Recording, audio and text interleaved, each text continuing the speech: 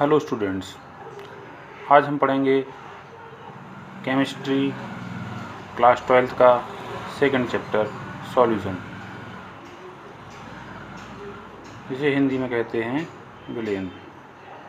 वैसे इसका एक फर्स्ट वीडियो जारी कर चुका हूँ मैं, जिसमें कुछ बेसिक्स बताए गए हैं। जिन्होंने वो वीडियो नहीं देखा है वो डिस्क्रिप्शन में जाके लिंक पर क्लिक करके वो वीडियो पहले देख लें। इसके बाद ये सेकंड वीडियो कंटिन्यू करें,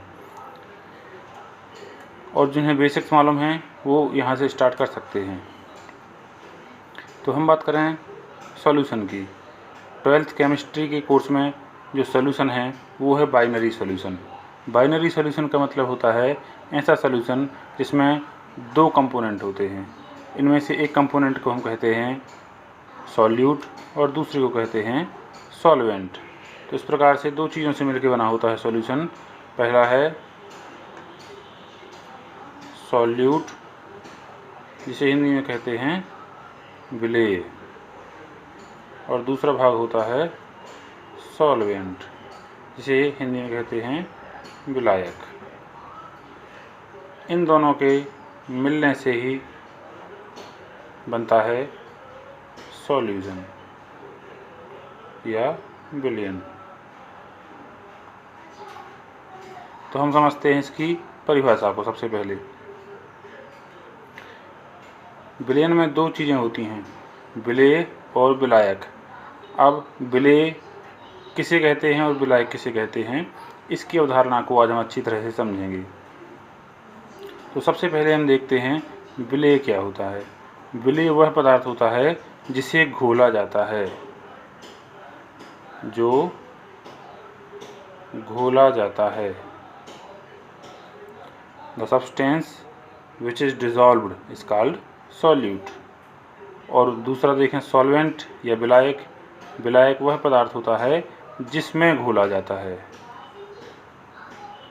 जिसमें विलेय को घोला जाता है।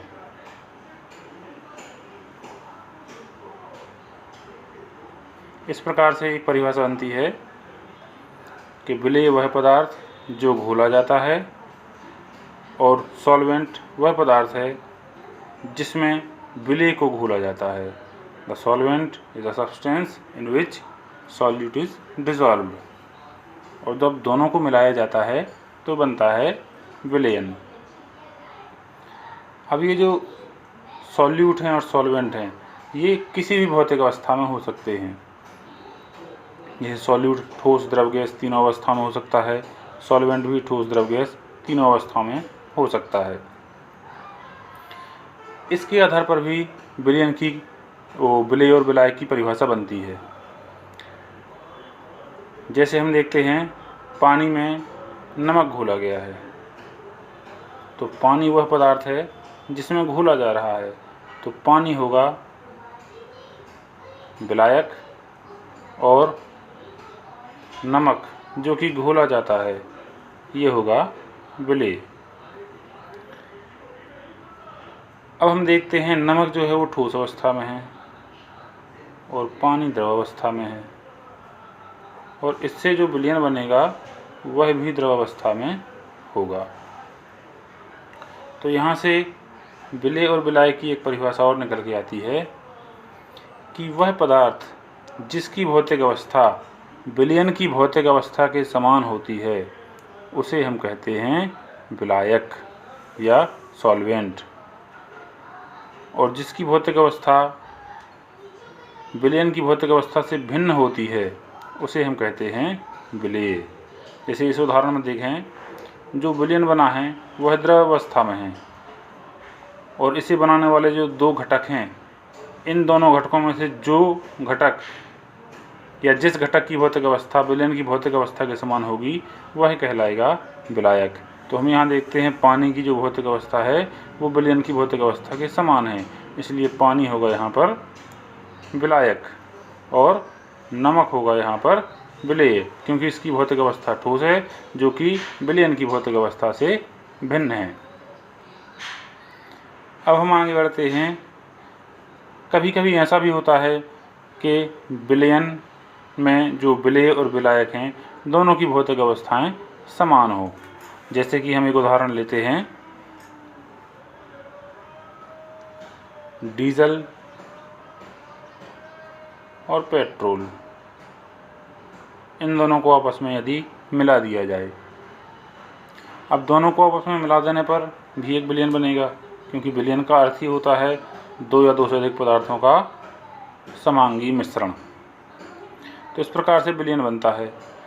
अब प्रश्न उठता है कि डीजल भी द्रव अवस्था में होता है और पेट्रोल भी द्रव अवस्था में होता है, तो इस अवस्था में हम किसे विलेय मानेंगे और किसे विलायक मानेंगे? इस कन्फ्यूज़न को दूर करने के लिए भी एक अवधारणा है और एक तीसरी परिभाषा निकल के सामने आती है, उसको हम समझते हैं। जैसे मानते हैं डीजल और पेट्रोल के मिक्सचर में 20% डीजल है और 80% पेट्रोल है, तो इस स्थिति में जो पेट्रोल है ये होगा विलायक और जो डीजल होगा वो होगा विलेय। अर्थात समान भौतिक अवस्था होने पर जो अधिक मात्रा में होता है उसे कहते हैं विलायक और जो कम मात्रा में होता है उसे कहते हैं विलेय। इस प्रकार से विलेय और विलायक की अवधारणा आपको पूरी तरह से समझ में आ गई होगी। फिर से इनको रिवीजन करते हैं हम। पहली परिभाषा देखते हैं, जो घोला जाता है वो विलेय और जिसमें घोला जाता है वो विलायक। दूसरी परिभाषा, जिसकी भौतिक अवस्था विलयन की भौतिक अवस्था के समान होती है वह है विलायक और जिसकी भौतिक अवस्था विलयन की भौतिक अवस्था से भिन्न होती है वो विलेय। तीसरी परिभाषा, समान भौतिक अवस्था होने पर जो पदार्थ अधिक मात्रा में होता है वह विलायक और जो कम मात्रा में होता है वह विलेय। इस प्रकार से तीनों परिभाषा हमें अच्छे से ध्यान रखनी है। इसके आगे हम पढ़ेंगे विलयन के प्रकार अगले वीडियो में। धन्यवाद।